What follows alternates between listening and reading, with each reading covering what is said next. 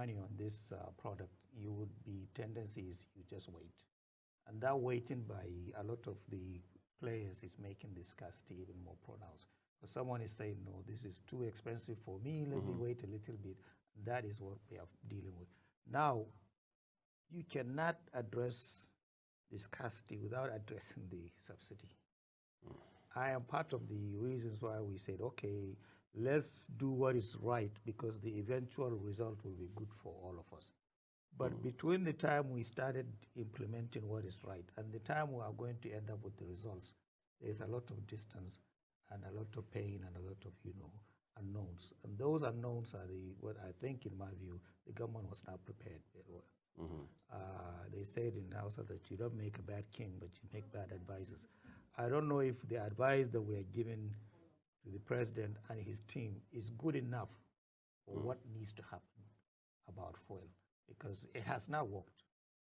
It has not worked. I mean, if you raise the cost, then and we're paying the cost, then there should be fuel. Right. So if we raise the cost and we still don't have fuel, then what was the intention? What were the goals? The goals is to make it such that the industry is, capitalist in nature. So that means nothing that will interfere unless the market forces. But we don't have enough forces in the market to dictate to a product that is imported to Nigeria. One would have thought this is an issue the NNPCL, if you like, being the mother eagle of this sector, should have already resolved by now. Why isn't that happening already? Well, when I look at NNPC, I see a organization that has already given away so much that now they're in the process of recoup. They don't have the resources to do all the things that we expect them to do because they have encumbered themselves with so many loans that now instead of us selling crude on the market, we're actually selling it to pay loans. And so I don't know what the NNPC has done in terms of recouping those monies that we are giving away. We're giving away barrels of crude oil daily just to pay loans. So if NNPC is going to solve the problem, with what resource are they going to? They don't have a refinery. They don't have importation capacity. They don't. So what do they do to change the image of, the playground of the whole fuel system? They are unable to do one at a time or one that will mitigate all the problems. They are always grabbing it. Okay, we'll do this month. They've been promising, a refinery to start for the last 1 year.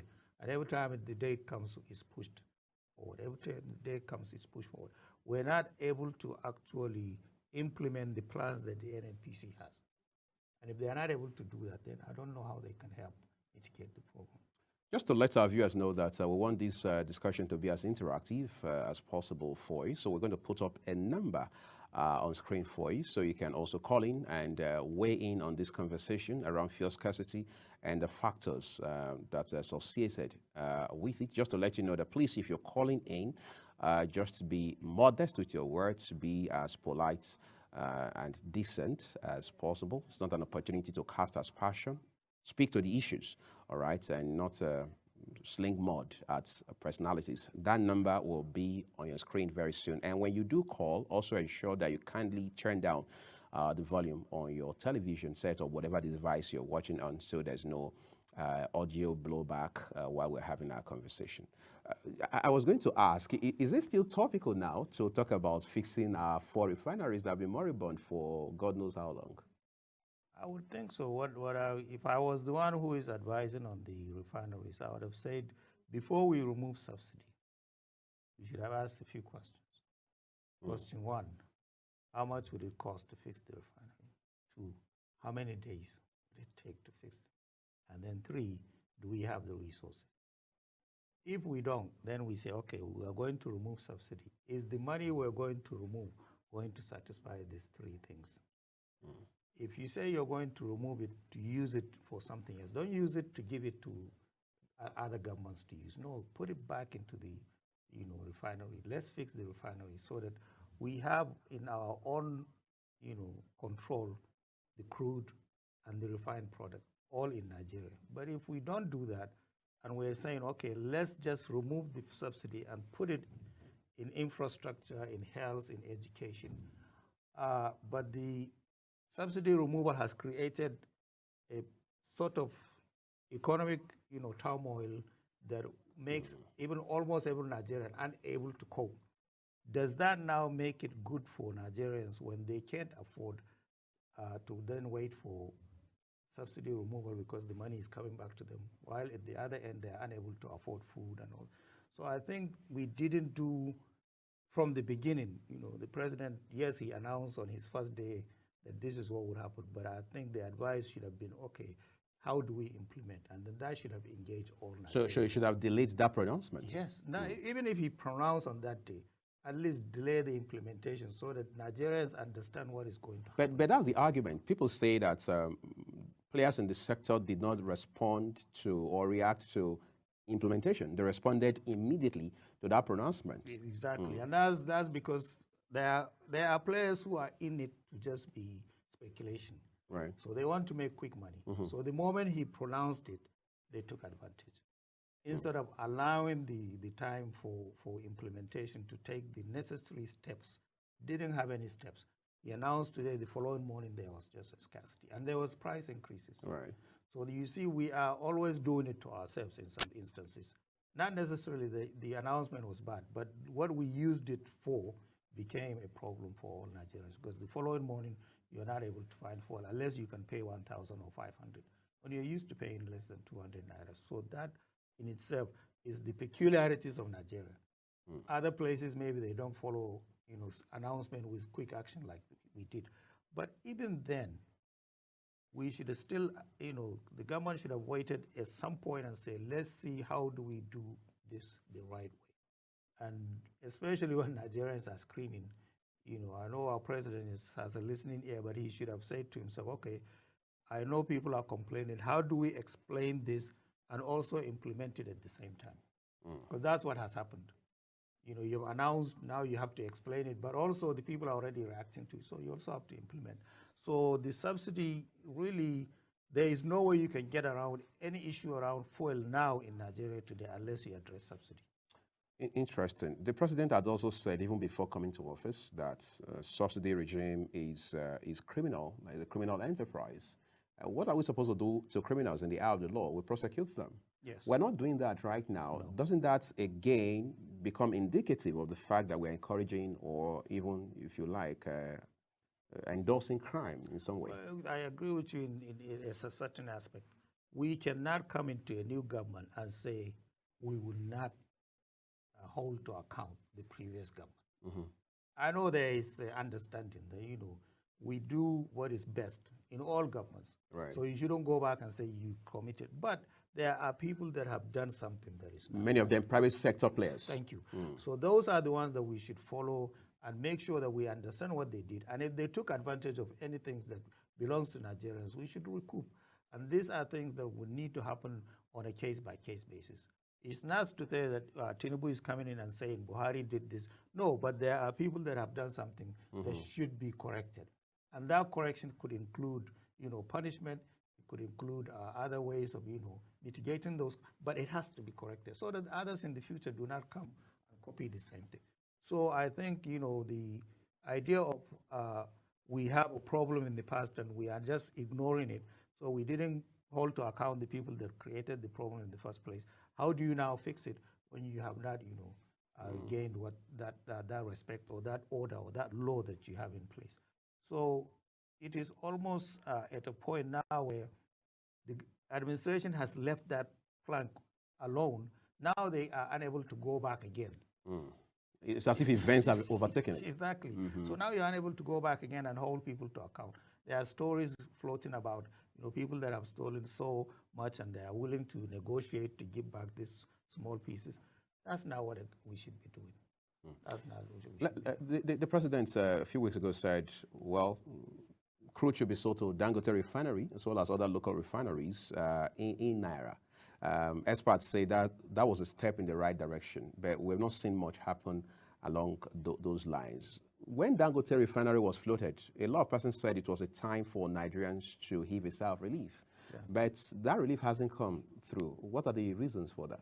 Well, with the Dangote refinery, there are also in the stories that we've had, players that are not happy with that development. Thank you. So the government is now caught between two places. If they appear as if they're not supporting Dangote, Nigerians will say, they have interest somewhere. There are accusations flying around, which is, we don't know. But the other side of it is that they are saying, well, if we go to Dangote, it's a monopoly. But my take is this.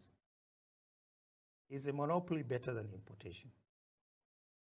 So Nigeria has to make a choice between both. Thank you. Because if we are going to import, it's monopolized. And there's national pride involved in this refining. Every list you see small countries with 2 refineries, 4 refineries. Nigeria doesn't have a single one. So don't we have sort of the motivation to have 1 or 2? So if Dangote are able to do 1, is that not a good thing for all of us? So I think we need to look at it from that perspective.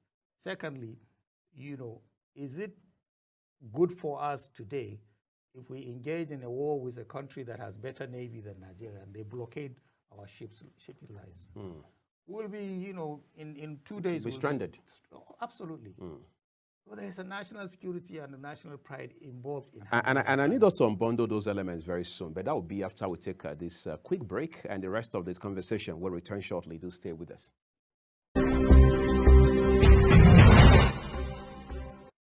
Further, so we were talking about the issue around Dangote and so on and so forth. Dangote himself, a pioneer in this case, has said, look, the cabal in the oil and gas sector is stronger than the one you have in drugs. At the point, he even said the federal government, I mean, the NNPCL in particular in this case, should buy off his refinery. Some people say, well, he was just bluffing, but doesn't take away from the fact that the man was talking from a place of being frustrated and all of that. How emasculated is the Nigerian oil and gas industry? Because until those issues are addressed, apparently we're always going to be bothered about fuel scarcity. True.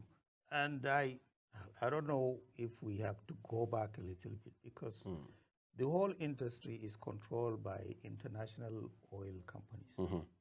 These people are the ones who come and drill. They're the ones who sell the crude. They're the ones who tell us how much they have drilled there.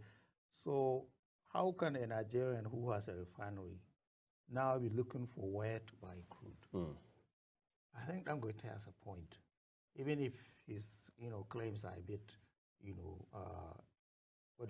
more dramatic. He has a point. If he needs crude oil and we as Nigeria have crude oil, right, there should be no reason why he can't have plenty. So when he comes out and said, I can't buy any, then there is a problem somewhere. Whatever is the problem, I know the president has reacted, it has to be fixed quickly.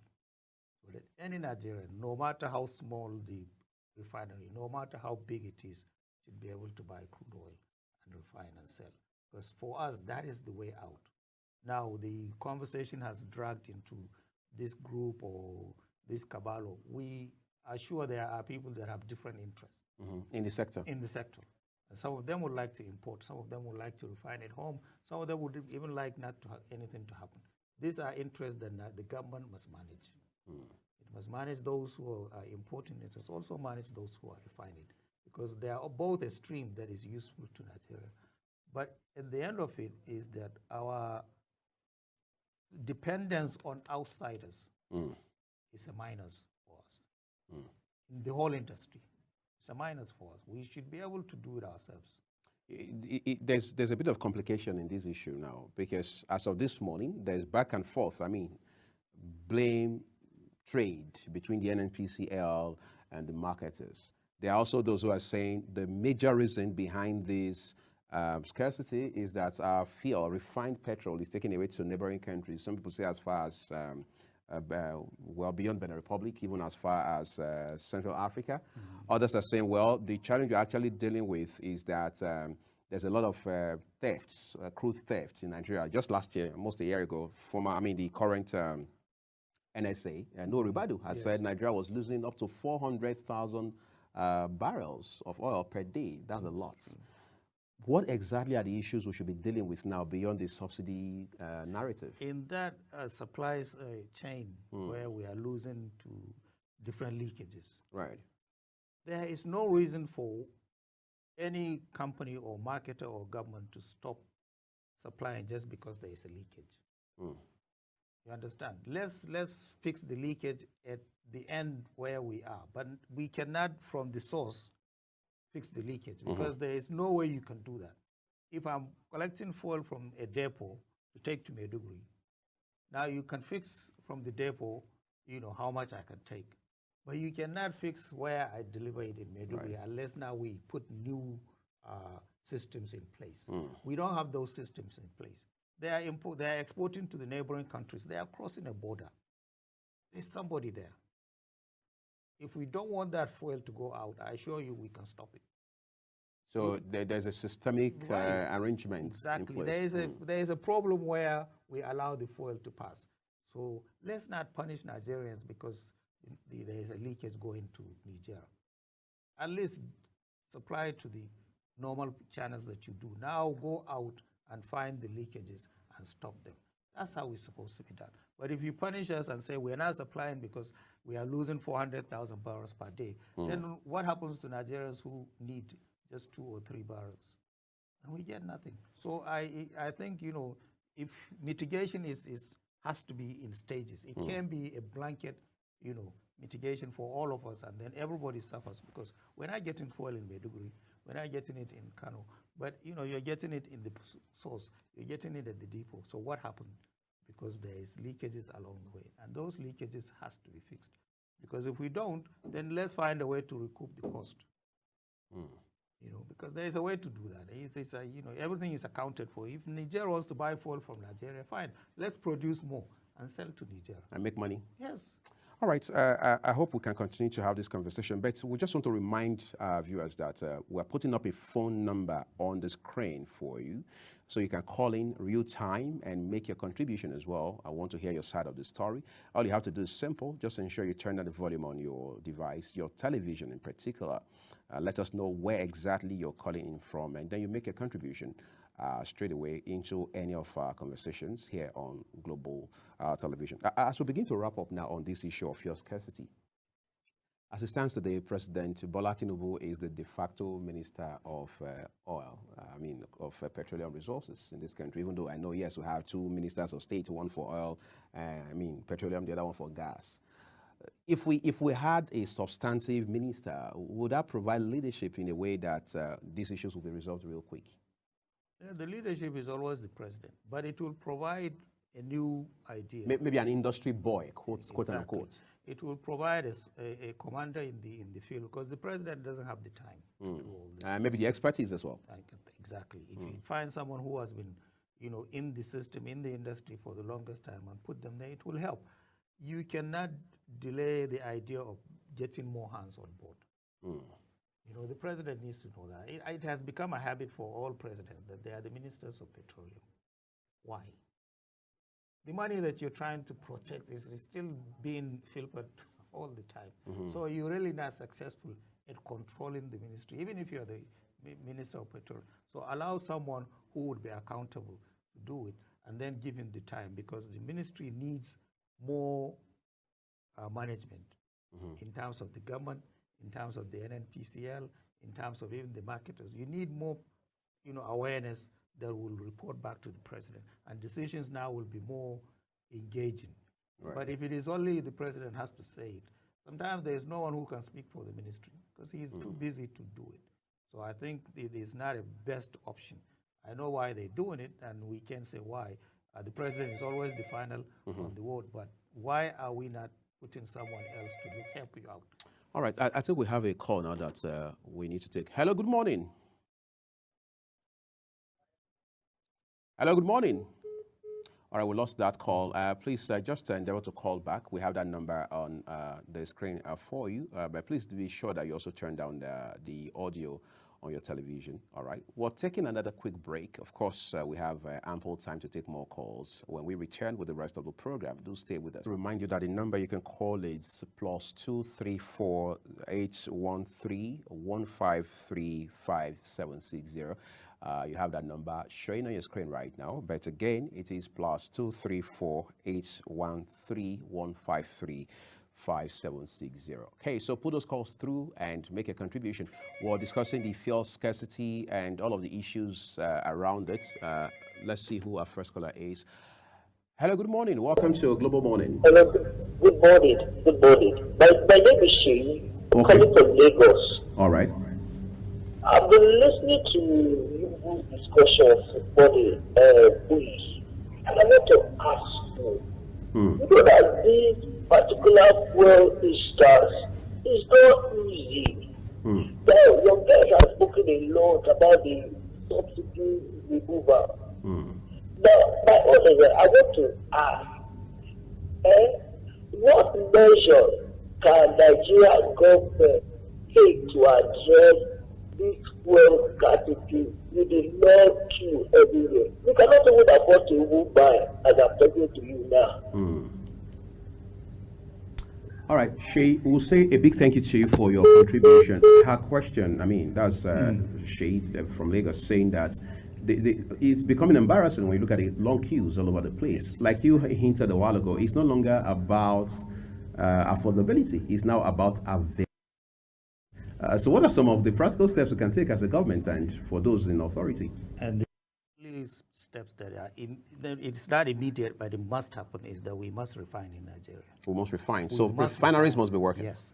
If we want to eliminate scarcity, we must refine in Nigeria, because that's the closest we have the fuel to the fueling stations.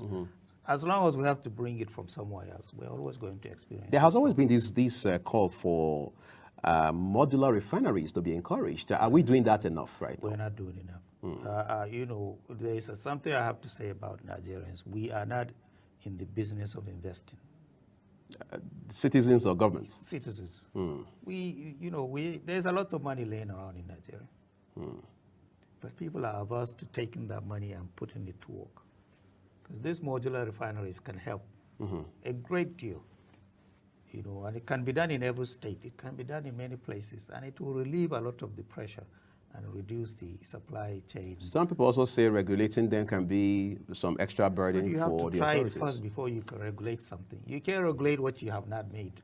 So we should start with experimenting. Thank you. If there's a problem in regulation, let them come on board. Then let's see what it is that needs to be regulated. And we work on those things. But we can't complain about regulation, or we don't even have the refineries yet. So, but these are critical aspects of the supply system, is that we don't make or refine in Nigeria, and that in itself is a drawback. It's a disaster for availability, because one hitch can stop a lot of lines from moving, and that is not what we want to have. Let's take this call. Hello, good morning. Hello, good morning. That's the I want to talk for a day. I want to with all these broadcasts, the way that they talk, we like to see everybody back here to about that. Because you don't get there, say all these things that happen for you guys to start. What do we go through? All gas, day, everything day.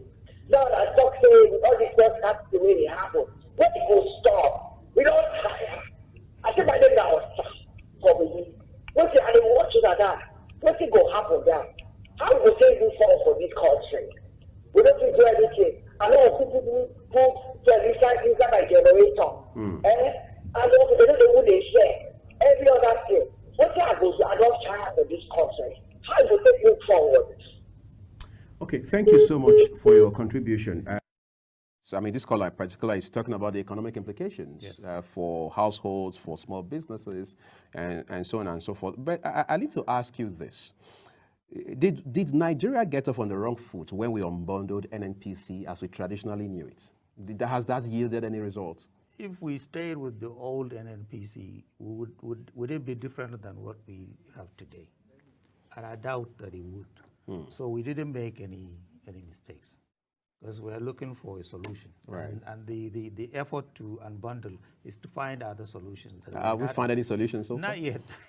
But at least, we can use that. NNPC today cannot use that as an excuse, because they're not tightened by any string. They're allowed to go and operate as a company. But the caller is talking about hardships and the actual economic downturn that we are facing. And I know that, there are many channels for the Nigerians to speak to the government, but we must speak to the government and tell the government that this is what we are facing today. And the solution should be immediate. It's not about the future. The future is what we can do today for our own children. But what about if we can't do anything today? Would our children come to find anything? If you say we're removing subsidy and there is a light at the end of the tunnel, where is the end of the tunnel? And how much light is at the end of that tunnel? We don't know. So I can hear the caller, and most Nigerians will also agree with the caller that we are facing difficult situations. But the remedies that have been proposed or implemented so far have not yielded as quickly as Nigerians would like. So that is a challenge to the president. And I hope he has advisors that will tell him directly. And point him in the right direction. Thank you. All right, so let's see what caller we have next. Hello, welcome to Global Morning. Hello, good morning. My name is Tunji. All right, go ahead, please. Yeah. We lost that caller. Hopefully, network will be fair to us in the course of the program this morning. But we're taking a break now.